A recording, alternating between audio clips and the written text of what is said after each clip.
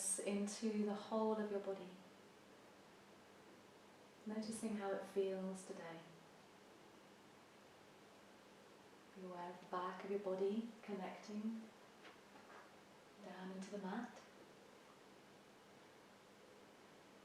And then release your shoulders down to the floor as well. Consciously let go of your shoulders and create a little bit of space across the front of your chest. Feel the space across your collarbones.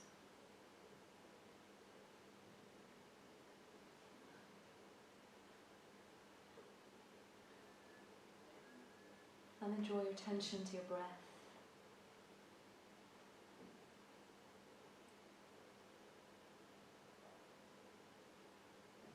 Feel the sensation of your breath as you breathe in and as you breathe out.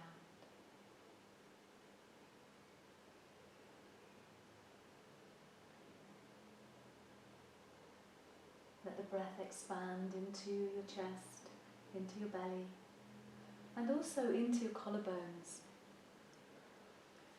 And as you breathe out, gently draw your navel back towards your spine and feel your lower back just increasing its contact with the floor.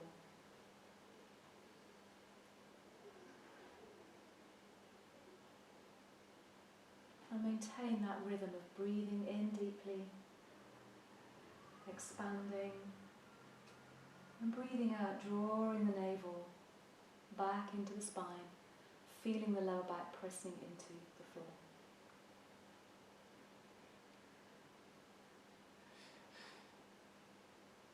And then adding into that movement, having the feet close in towards the body, soles of the feet on the ground. And then the next time you breathe out, you're going to just push your right foot into the floor. And as you push the right foot into the floor, in addition, just push the lower back down into the mat. And on the in-breath, just release everything. And same on the other side, so breathing out, push the left foot into the ground. Let the lower back push into the floor, and on the inhale, relax.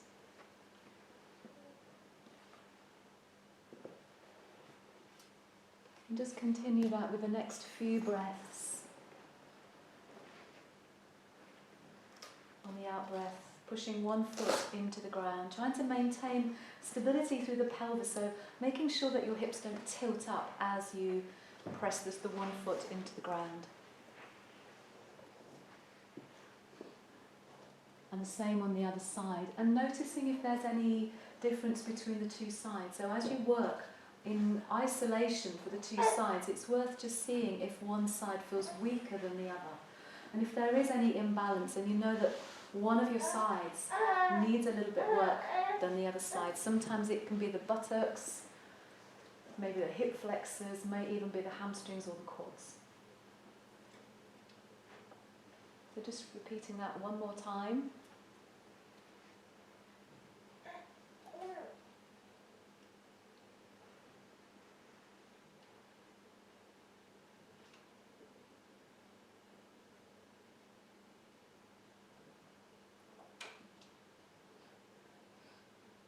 And then bringing your right knee into your chest.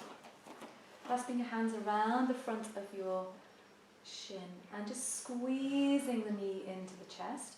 And then we're going to deepen that squeeze, but by pushing through the left foot. So you're going to continue that same action of using the exhale, push the left foot into the ground and let your lower back push into the floor, and that will bring the knee in. So you're not actively squeezing the knee in, you're using that pushing from the foot.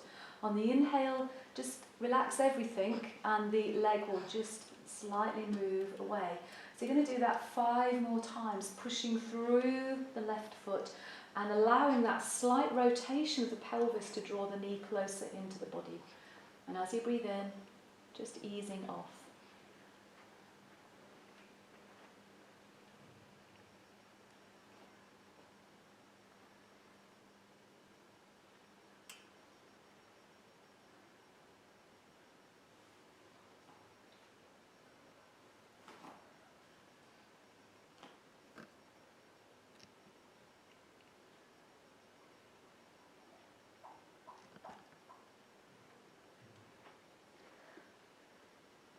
And once you've done 6 all together on that side, change over and do the same on your other side.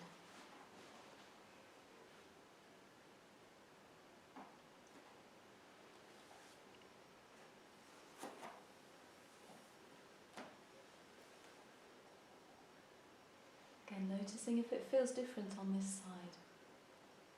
So bringing the left leg in this time and using the right foot to push down with. So 6 repetitions all together, using the exhale to push your right foot into the ground and just feeling this slight rotation of the pelvis which draws the leg in. And on the inhale, releasing.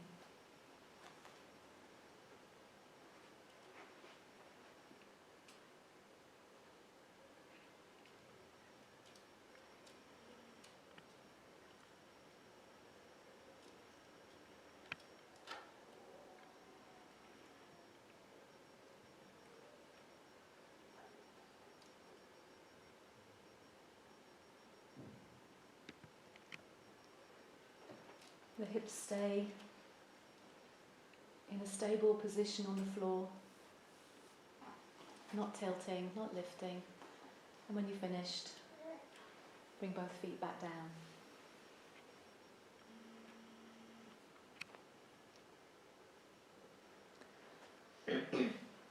So the next thing we're going to do is we're going to check how tight our calf muscles are. So if you weren't here at the beginning, we're going to do some squatting practice today. We're going to do what I call squatting 101. So we're going to actually look at how we maintain our alignment when we're squatting.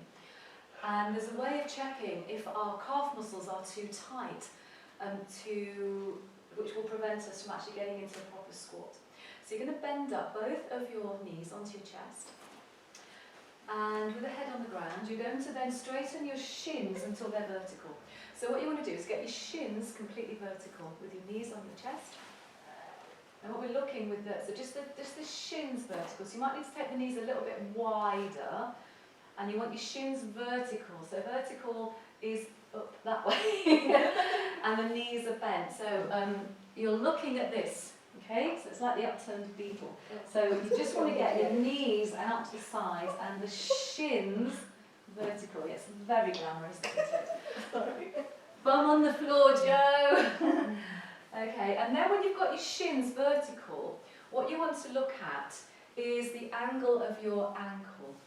So if you don't have a 90-degree angle, when the shins are vertical, then your calf muscles are tight. So we're going to look at ways of stretching out the calf muscles. Now you need to be able to get the feet flat and the ankle at a 90-degree angle with everything relaxed. You're not pulling your foot down. You want to relax your feet, relax your toes, relax your ankles, relax your jaw, relax your throat, and relax your legs as well. So no holding on, Amy. I like to do that. That's it, yeah. And just relax everything and just see in the neutral position what the angle is like, because that'll show you what the tension is like in the back of your calf muscles. Okay? And that will give you an idea of whether you need to. Yeah, you can let your legs go now.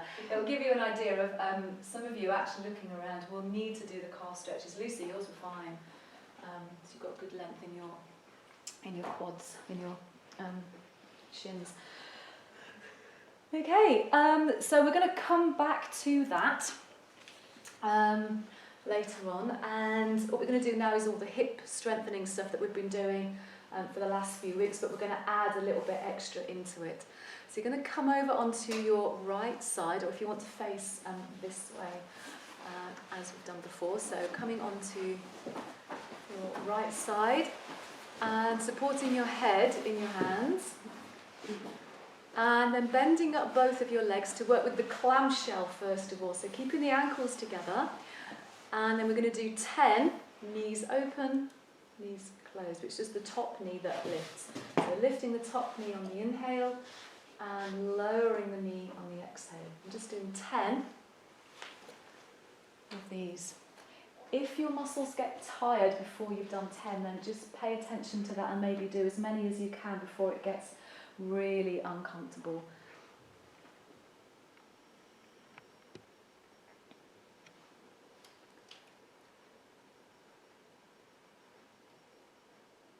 So what you might find now, especially if you've been doing these at home, anyone been doing them at home? Well done. I've been doing them as well, and you might find that if you do them at home, you can probably do 15 now, and it's that kind of building it up. As the muscles get stronger, you will be able to do more reps. So if you have been doing them at home, you might do 10 now, that'd be fine. Whereas like 2 weeks ago, you'd done 10 a bit like, yep, I'm done now. So if you find that you are doing them at home, start by building up your reps now. Okay, and then once you've done your 10, you can straighten the right leg out along the ground and drop the left knee over onto the floor in front of you. So the lower leg is straight, top knee you draw over onto the floor. Okay? Okay, and then with the bottom leg, you're going to do the adductor strengthener. So flexing your foot, you're going to lift and lower 10 times. So flexing the foot, pulling the toes towards you, pull the toes towards you, and then that kind of creates more strength in the leg. So 10 lifts. If you want to work really hard, don't let the foot hit the ground on the way down. So you're maintaining a little bit of tension all the way through. And again, the more you do of these, if you try and do them a couple of times during the week, it starts to build up the strength in your pelvis and you'll start to notice the difference. So it is really worth persevering with these.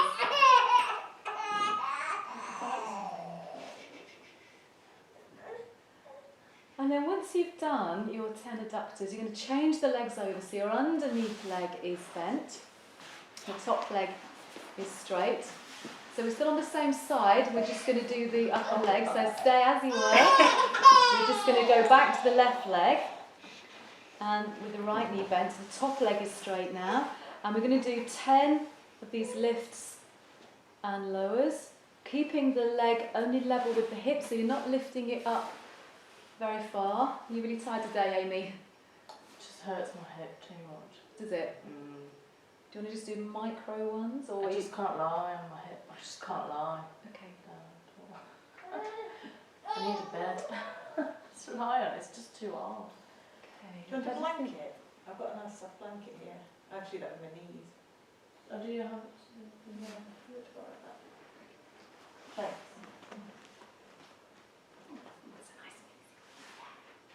Hey, did you want to come out and play?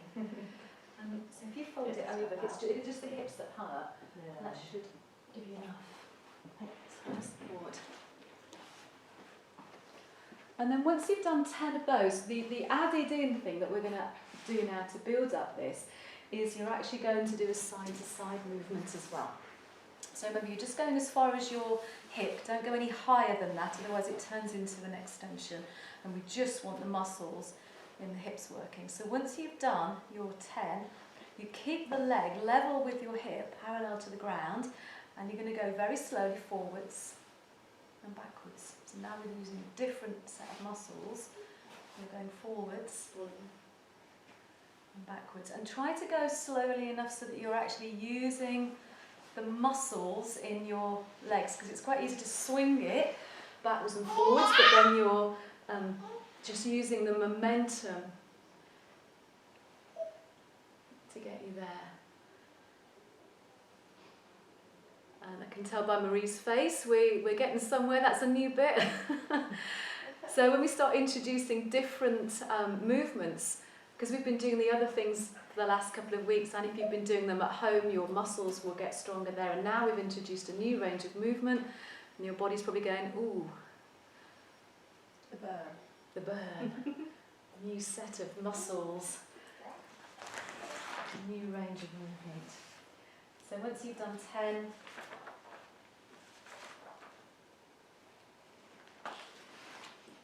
you can relax and then roll onto your back.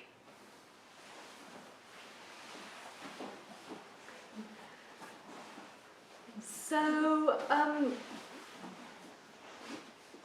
going going to show you a new core practice. Are you excited about that, Matilda? New core practice. So this is for those of you who find that the leg slide that we did the last couple of weeks is a little bit too weak, and you're needing something a little bit stronger. So if you want to just come up and have a look. So if I come over here, might even get me in the filming. So what we've been doing the last few weeks is keeping the lower back pushed into the ground and just sliding one leg slowly out, but keeping the lower back connected so you can feel your core muscles working, and then doing the same on the other side. So if that still works strongly for you, particularly if you've got any diastasis rectus, or if you've had a C-section, then you might want to stay here at this lower level. For those of you that want to work a little bit harder, you're going to do cycling. You're going to keep the lower back pushed into the ground, and you're going to do slow cycles. And you're going to do 10 with each leg.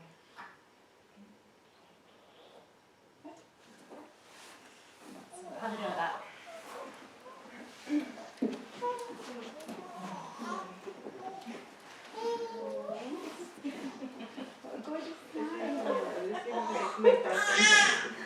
You're stealing the show, Tilly. Stop out. Completely forgotten what we're doing.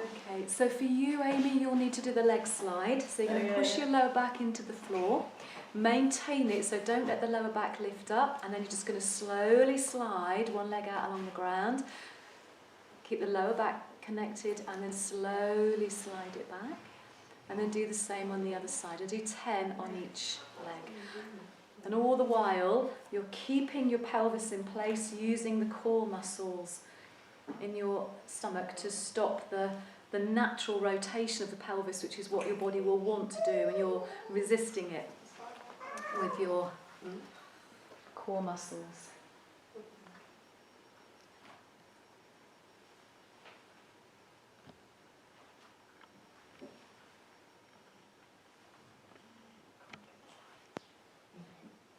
Yeah, you can tell where that is actually, can't you?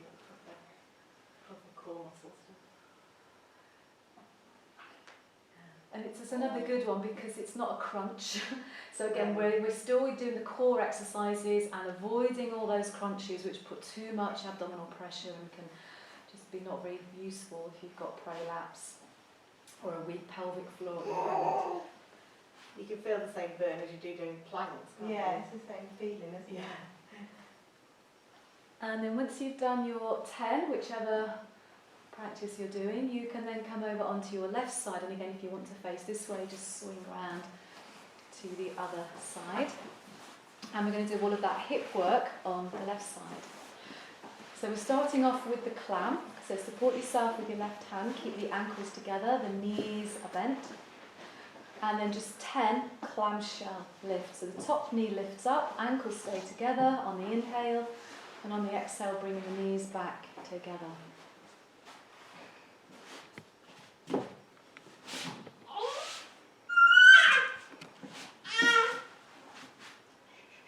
Is that okay on the hip with the blanket? Yeah, it's just this hip, to be honest. Just the one side. It's dodgy.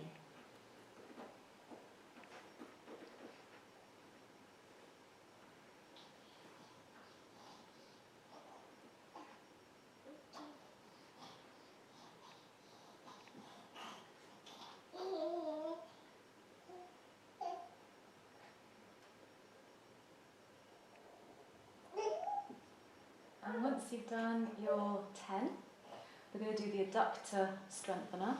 So you're going to bring your right knee over onto the floor, straighten the left leg, pull the toes towards you so you're flexing your left foot and lifting and lowering 10 times.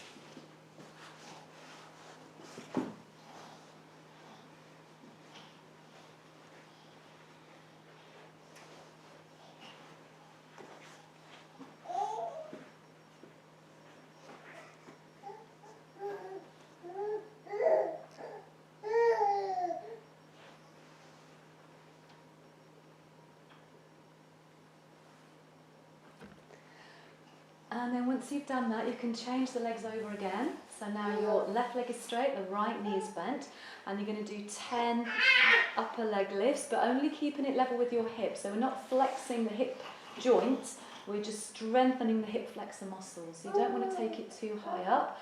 And also again, to avoid swinging it up and down, go slowly so that you're using your muscle. Our bodies will always try to find the easiest route to do anything, and that's when we get into trouble, when we start avoiding using certain muscles. And then once you've done your 10 lifts, you're going to do the side to side movement. So again, slowly moving the leg across to the front and to the back, using the strength in your hip muscles.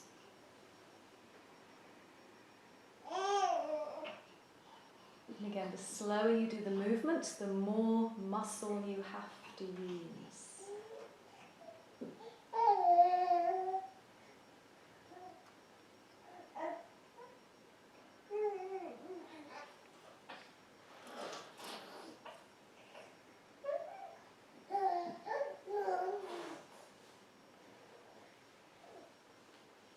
You feeling that, Marie? Yeah. Good.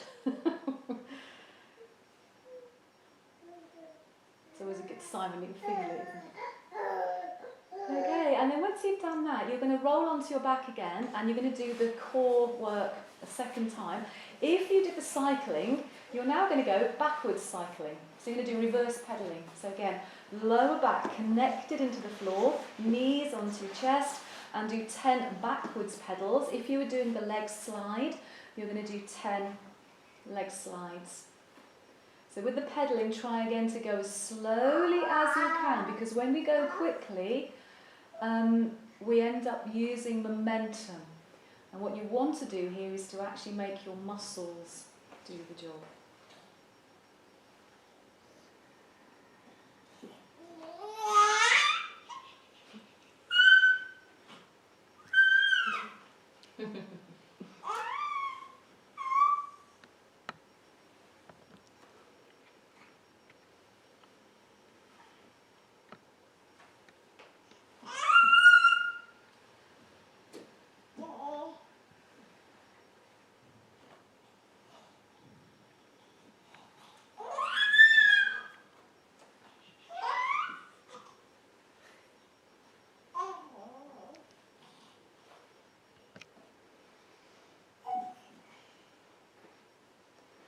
And then when you're finished, you can just hug your knees into your chest and do that really nice sacral roll out, bringing your hands onto your knees and circling the knees around.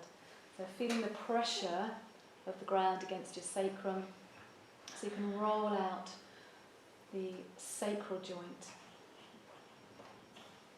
the tailbone, the lower back.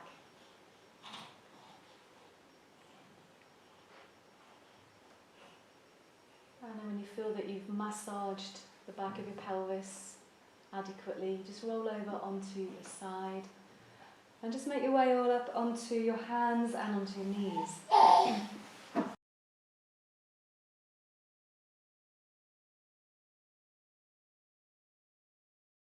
And just repeat that a few more times. So tucking the tailbone under, roll the spine to the ceiling. And in addition to that, you can lift the navel backwards towards the spine. Give a little squeeze to your pelvic floor as well. And then on the inhale, just scooping forwards and pushing up. And just repeat that. Are you doing yours as well, Matilda? It's lovely. She's doing her planks.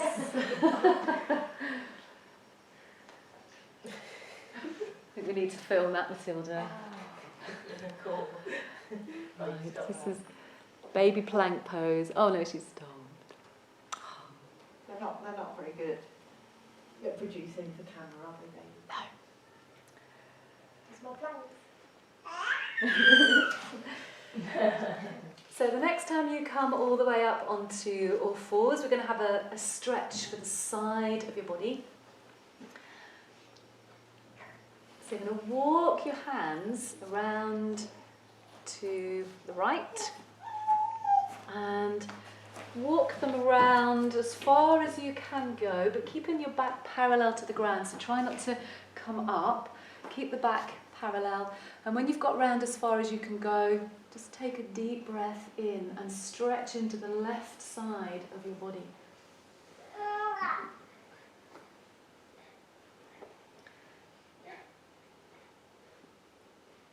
And then come back to the centre. And then come over to the other side. Come around to the left.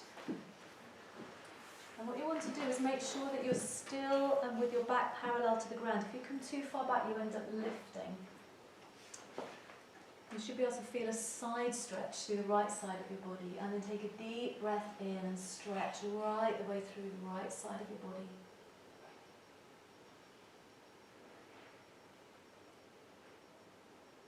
Slowly come back to the centre.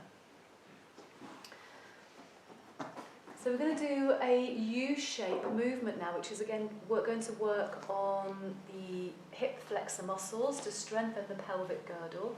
So you're going to push your right hip out to right side and then stretch the right hip all the way back to your right heel. When you get back as far as you can go, you're going to swing across to your left side. And you're going to come back to the upright position by pushing the left hip out to the side. So imagining that you're drawing a big fat U-shape with your bum. And then doing the same going the other way. This is a nice one as well for your tailbone, particularly if you feel that your tailbone hasn't quite set back into its position following the birth of your baby.